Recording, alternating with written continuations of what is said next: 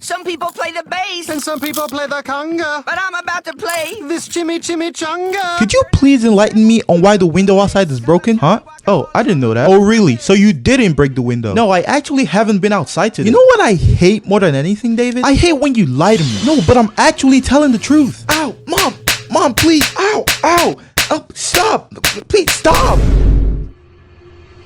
Ah! Oh my God! He's trying to kill! Oh! Oh my God! What's all the commotion? Your son is trying to end me. What? Dad, wait, that's not what happened. So you're calling me a liar? You're calling your mom a liar? Damn, he really about to rock my shit. Hi, sorry for the intrusion. I just wanted to let you know that my son accidentally broke your window. You know how clumsy kids can be. Anyways, I'll pay to replace it. Is everything alright? Yeah, everything is just fine. Hey, dinner's ready, come eat. The nigga swung his body to So the like, side. y'all not gonna say sorry? Wait a minute, is that back talk I hear? No, I'm sorry!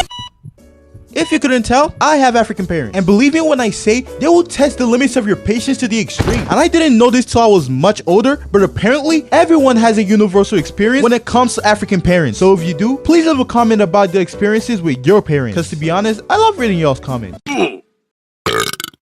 Now to start out strong, when it comes to African parents, they will never apologize for anything they did. They could wrongfully accuse you of a crime you didn't even know of and put you through the most gruesome of punishment, and when they find out they were wrong, instead of apologizing, they just respond with, yo, food is ready, come eat. I don't know why, but they believe that the solution to every crime is a plate of the most scrumptious meal you have ever eaten. They do be hitting though, I can't lie, but that's not the point. It's almost like your body cannot physically allow them to admit when they're wrong. Now that I know you're not the one that broke the TV, I'd like to apologize. Wait a minute! Aren't you the one that failed your math test 2 years ago?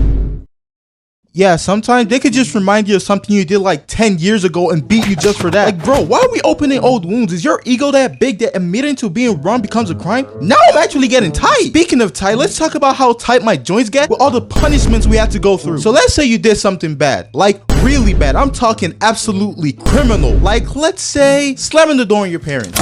Evil, I know. You have a full list of punishments to choose from, and sometimes they might be so generous they might actually just let you pick. So let's go over them, but we're not gonna go too in depth with this because we have a lot more to cover. Let's go with the good old classic belt. With this, your child can be easily corrected, no sweat, no foul. If you're not in the mood to move around, just the classic backhand will do. Now we're getting creative. We have the squat, aka sitting on the air, aka riding the bike. This punishment will make the victim feel regret for every existing. Then we have going on your knees with your hands up. Initially, the victim will think, this isn't that bad, but after 10 minutes, he will beg for forgiveness. Just remember to tell them to keep those hands apart or you'll get the belt.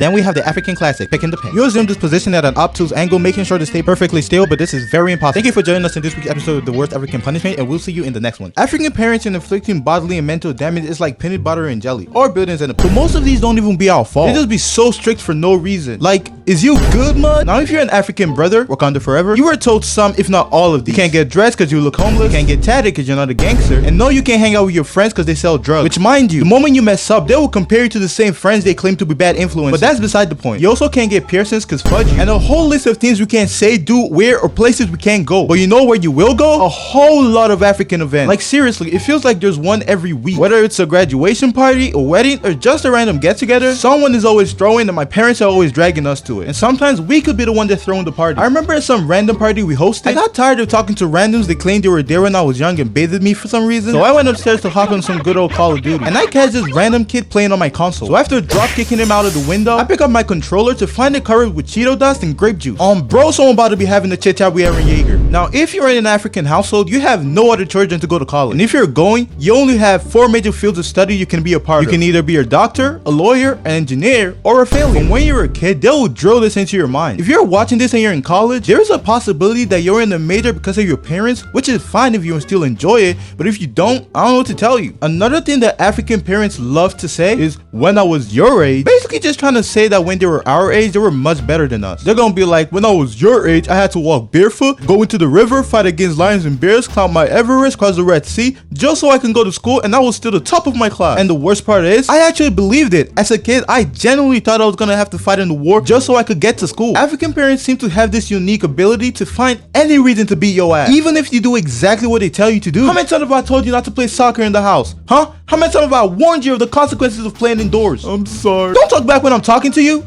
Look at me when I'm talking to you. Also, you have the audacity to look me in the eyes. Where did you pick these bad habits from? That was not a rhetorical question. But you said... Did I say you could speak? So disrespect. Get out of my sight. So now you're walking out on me? You know what? Since you're already walking, just keep walking and go get my bed. It's actually crazy. You forget to take out the frozen chicken? You get beat. You made the chicken a bit too cold? You get beat. You spray your ankle? You get taken to the hospital. And then you get beat. We just can't win, and you're doing this on purpose too. But hey, you know what they say? We gotta carry on the family tradition. That's why we are gonna put the trauma of our parents onto our children. No, I'm kidding. I already know I'm gonna die. Now, segueing from my impending loneliness, I'm gonna play a clip for y'all. Johnny, Ma.